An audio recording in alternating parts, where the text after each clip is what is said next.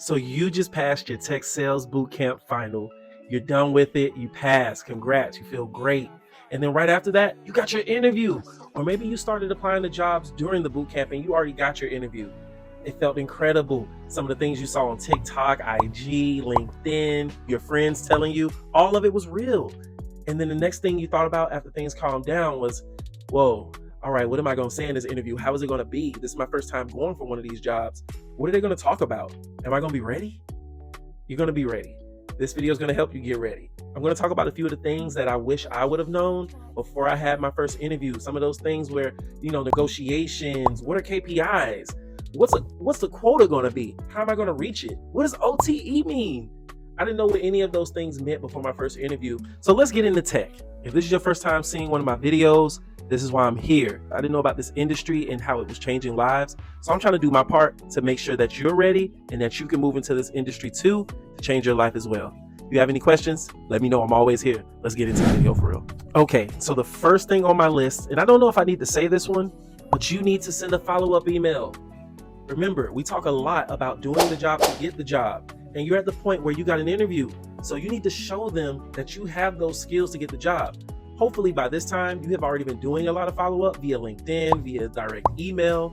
But at this time is to further drive in that you know what you're doing and you're ready for where you're about to go. So if you got that interview, you need to send a follow-up email immediately. If you haven't scheduled the date yet, because sometimes a recruiter will reach out to you and they'll send you an assessment and you'll have to do that before the next step. Make sure you are communicating every step of the way. You want to send them that thank you for even booking the interview. After you've had the interview, you also want to send them a follow-up email after the interview. If you feel like they haven't gotten back to you in enough time, send another email. Because honestly, that's what we're doing in tech sales. I'm an account executive. There's a lot of sales development reps and business development reps and sales managers that we're sending follow-up emails at all times because you're not going to get to everybody on your first try. So if you start doing this now, you're planting those seeds with those hiring managers that show them you're persistent, because that's what we're going to have to be. You don't take the first answer that's given to you. So go ahead and send that follow-up email. Make sure you're over communicating. It's never too much, okay? That's the first thing you're gonna do. Okay, the next thing you're gonna have to think about after you got that interview and it's scheduled and you're moving forward, you know what's about to happen. You wanna see what type of company and what size company you're working for. I think this is really important because you could be working for a startup or you could be working for a really large company, and these companies operate differently. Myself, I work for a smaller company. They're huge overseas because my company is based in South Africa and the UK, but in the US, we're like a startup. We don't have any brand recognition over here. People don't know who we are. And so we're somewhat starting from the ground floor. So in my position, even though I'm an account executive, I do a little bit of everything. So my position encompasses being a SDR, an account executive, and a little bit of an account manager or a sales manager, whereas I have to even deal with this person after I make the sale. When you're working with a larger company, you might be a sales development rep, and your job might be strictly making calls. You might be on that phone making tons of calls every day, and your job is to cold call and set meetings. You may not be doing anything past that, which would allow for your day to look like a high volume of just outreach. So these are things that you want to look up. You can go on Google and you can just Google these companies and say, what size company is this? Type in the company name that you're about to interview with. Go do research on them so you know more about them, so you can be more educated in the interview process, okay? And the next thing, there's other websites that specifically let you know about tech companies. One of them is called RepView. If you've ever heard of Glassdoor is that company that actually researches companies and people go on there and they leave reviews. RepView is beginning to be like Glassdoor, but for tech companies. So utilize these websites. I'm going to leave it in the video so you can look, or it's going to be down in the caption, okay? RepView. Check them out. They're going to give you insight into some of these companies so that you know what you're getting into and you can ask better questions, okay? Okay, so I talked about what are KPIs. What's OTE? So I'm going to start with KPIs. KPIs, they're key performance indicators. This is one of those things where in a lot of jobs, you want to know, how can I be successful? What are the things that my manager is kind of looking at me for to do? One of the great things about sales positions are that they actually have metrics that can tell when and how you would most likely be successful in this position. And it has a different amount of factors, and different companies look for different things. So they might be able to say, if you make this many calls per day, then it's going to lead to you talking to this many actual clients. It's going to lead to this many voicemails. And when you talk to this many clients, you're going to have this many chances to make and set meetings. And then with this many meetings that you set, the account executive, if you come in as a sales development rep, the account executive is going to be able to take this many meetings. And for this many meetings that the account executive actually demos on, out of that many demos, he's possibly going to close this many people. It's a really good structure. I love that. I like when I can calculate success or even failures. You want to be able to know when you're being successful or when you're not being successful so that people can come in and help you to do better. So knowing what a KPI is going to help you to be able to go into that interview and ask them, what are their KPIs? What are they looking for? And when you ask questions like that, it's going to help you to really look like you know what you're talking about. Seriously, that's something you want to ask, okay? Because it ties in with quotas. And you also want to ask them, how many people on your team actually meet quota? What's the percentage? You also want to ask, how much turnover does your company have?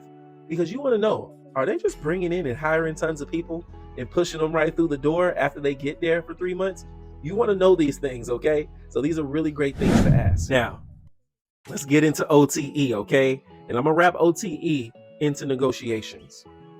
Now, before I actually moved into the sales space, I didn't know what OTE was, okay? And OTE is on target earnings, all right? Now, OTE is somewhat tied in to your KPIs and things like that, because your KPIs, your key performance indicators, are going to show what percentage or what likelihood you have to be able to make your OTE. Because if your company can tell you, or they can kind of map out how much you might sell, then they can map out how much of a bonus you may get so that you can meet your on target earnings. I hope that makes sense, okay? And if you have questions, ask me in the comments.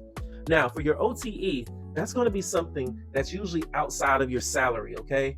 Because you'll have a salary that's going to be your base, and then you'll have a bonus structure as well. And so they'll usually tell you something like you can come in making $40, $50, or $60,000 a year, maybe even more than that. But then they'll say you have an OTE that's up to maybe 100,000, maybe up to 130,000. This is how people easily or often they make 6 figures or more.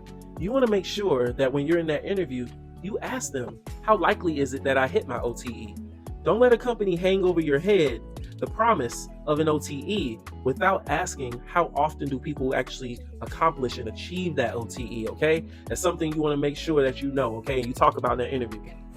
All right, so after you get through talking about your KPIs and your OTEs and your quotas, you want to get into that negotiation because you're going to get this job. You want to make sure that no matter what, you negotiate. You're going into a sales job. You're going to be negotiating with people on the phone for their time. You're going to be negotiating for their business. You better negotiate your salary when you try to get one of these jobs. Even if they don't give it to you, you better negotiate. Remember, we talk about doing the job to get the job. When you're negotiating for your salary, this is going to be, to me, subconsciously telling your employer that, one, you value yourself and your time, and that you don't take no for an answer.